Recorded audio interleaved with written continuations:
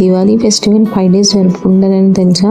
దసరా పండగకి దివాళీ పండగకి కూడా కనెక్షన్ ఉంది. అయితే ఏంటో తెలుసుకుందాం. విజయదశమి రోజు రావణ సంహారం జరిగింది. రావణ సంహారం తర్వాత శ్రీరాముడికి అయోధ్య రావడానికి 20 రోజులు పట్టింది. 20 days తర్వాత అమావాస్య అంటే దీపావళి. దీపావళి అంటే దీపాలు, వలి అంటే రో ఆఫ్ లైట్స్ అని అర్థం. అంటే శ్రీరాముడు అయోధ్య వచ్చిన విశేషం మీద ఇలా దీపాలు పెట్టి పండుగ చేసుకుంటున్నాం. అశ్వయుజ మాసం 13వ రోజు ధన్వంతరి త్రయోదశి వస్తుంది. ఇది ఆరోగ్యానికి సంబంధించింది మరియు లక్ష్మీదేవిని పూజించే రోజు. 2వ రోజు నరక చతుర్దశి. పురాణాల ప్రకారం 16,000 మంది గోపికలను నరకాసురుడు బంధించాడు. శ్రీకృష్ణ పరమాత్మ వాళ్ళని విడిపించి నరకాసుని వధించాడు. ఇంకా 3వ రోజు అమావాస్య.